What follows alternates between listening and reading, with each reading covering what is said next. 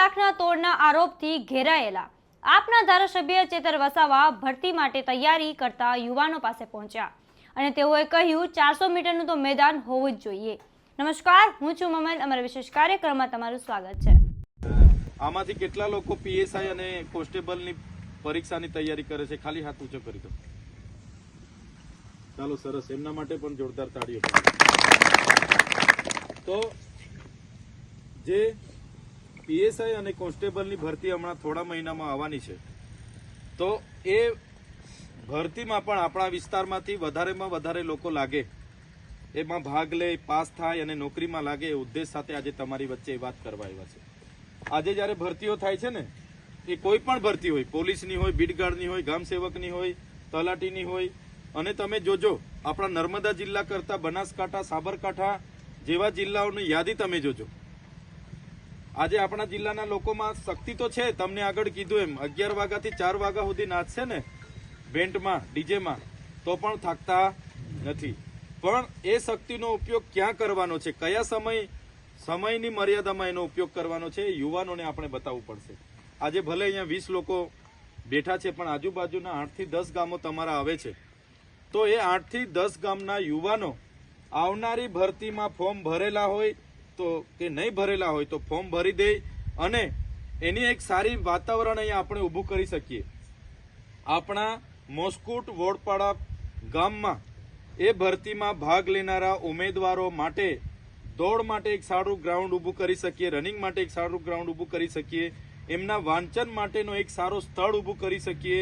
એમને કોઈ એકેડેમી સાથે ક્લાસીસ કરવાના છે, એમણે કોઈ એકેડેમી સાથે એ વાંચન કરવાના છે, ક્લાસીસ જોઈન કરવાના છે, તો એના માટેની પણ વ્યવસ્થા આપણે કરી શકીએ। એના માટેની ચિંતા કરવા માટે અને એમાં શું કરી શકાય એના માટે આજે આપણે બેઠા છે। તો મારી આજની આજ કાર્યક્રમમાં એ જ વાત છે કે આપણા ગામમાંથી જે પણ ભણેલા લોકો છે એ લોકોએ આવી તક ચૂકવી ના જોઈએ।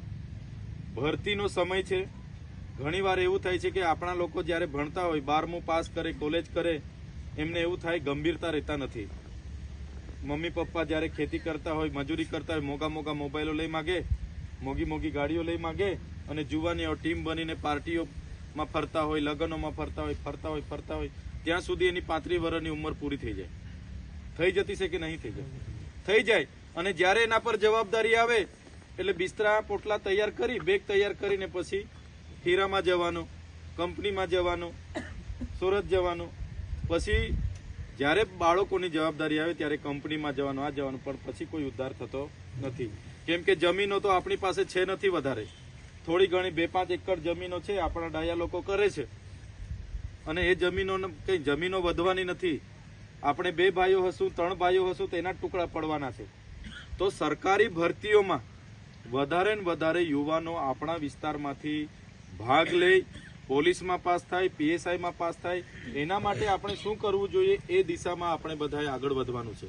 અને જે આખો યુવા વર્ગ આદિવાસી સમાજનો જે પોતાની કારકિર્દી બનાવવાની જગ્યાએ બીજી પ્રવૃત્તિમાં વધારે જોડાય છે, એને કઈ રીતના વાળી શકાય, એકલા અમારા કહેવાથી બધા વળવાના નથી, આપણે બધાએ સહિયારો પ્રયાસ કરવાનો છે।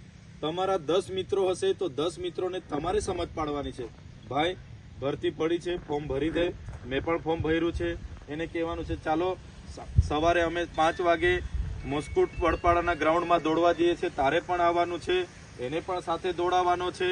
સાથે સાથે કોઈ એકેડેમીનું તમે ક્લાસ જોઈન કરો છો તો હમણાં તો ઘરે બેઠા 10 કલાક 8 કલાક તમને એકેડેમી વાળો ભાઈ ગાંધીનગરથી ક્લાસીસ કરાવી આપે છે કે નથી કરાવી આપતો?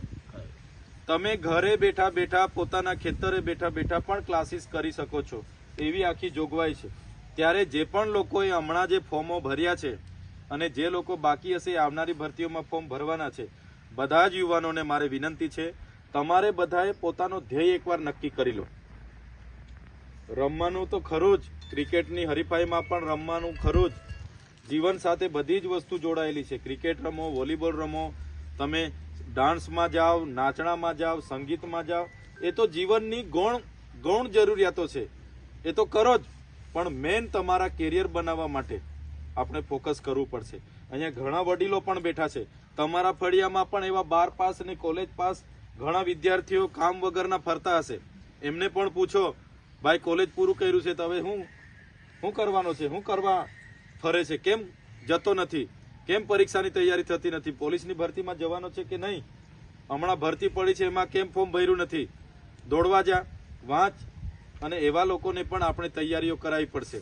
ત્યારે જ આપણા ગામમાં જેમ જેમ પોલીસની ભરતીઓમાં લોકો લાગશે, બીજી નોકરીઓમાં લાગશે, ત્યારે જ આપણું પરિવાર, આપણું ફળિયું, આપણું ગામ, આપણો સમાજ આગળ આવવાનો છે.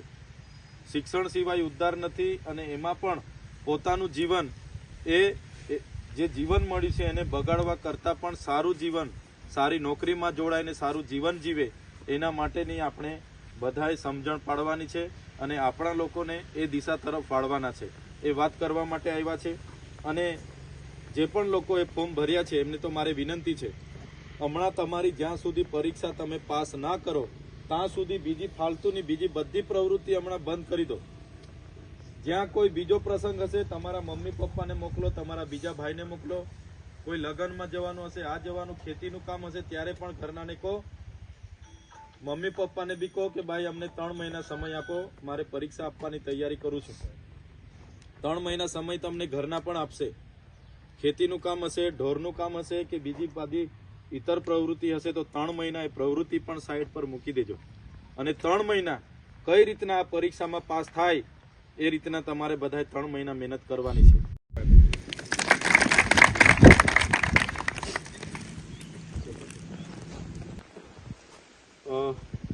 તાત્કાલિક ભરતી પડી છે, સામે આપણી સામે ભરતી ઊભી છે. એટલે હમણાં પહેલી પ્રાયોરિટીમાં એક તો આપણું એમણે કીધું તો સરપંચને એમના ધ્યાનમાં છે એ પ્રકારે આપણે એક ટ્રેકનું પહેલાં કરાવી દઈએ. તો ટ્રેકમાં તો એક દિવસે અહીંના જુવાનીઓના ફોન આવ્યા હતા, એટલે મેં તો થોડો બહાર હતો પણ જીસીબીને એ લોકોને મોકલેલા. તો એ ટ્રેક ચાલશે કે કઈ રીતનું છે? હતા ને જુવાની હાજર હતા ને? કોણ હાજર હતું? ટ્રેક કરાવી દીધું છે. તે દિવસે આવ્યા હતા ને પેલા કે ટ્રેકમાં તો બહુ વાંધો નથી ને, દોડવા વાળા આવે છે તે. હા, ગ્રાઉન્ડ તો 400 મીટરનું જ હોવું જોઈએ, પણ હવે આપણી પાસે આગળ પાછળ જવાય એવી પોઝિશન નથી. હા, એટલે આને પાછું વન વિભાગનું છે. કઈ વાંધો નહીં, તેમ છતાં એકવાર માપી લઈએ આપણે. થોડું ખુલ્લું થતું હોય ચારે તરફ એવું લાગશે ને તો ફરી આપણે થોડું એને પરફેક્ટ 400 મીટરનું ગ્રાઉન્ડ હોય ને તો તમને એક હિસાબ રહે કેટલા ટાઈમિંગમાં પૂરું થાય છે તે. બરાબર છે ને? કદાચ આને જ કહેવાતું હશે કે ખાવાના દાંત બીજા અને બતાડવાના બીજા. જીતુભાઈ વાઘાણીની વાત મુદ્દે આપ શું વિચારો છો? કોમેન્ટ કરીને કોમેન્ટ બોક્સમાં જરૂરથી જણાવજો. અત્યાર માટે બસ આટલું જ. નમસ્કાર.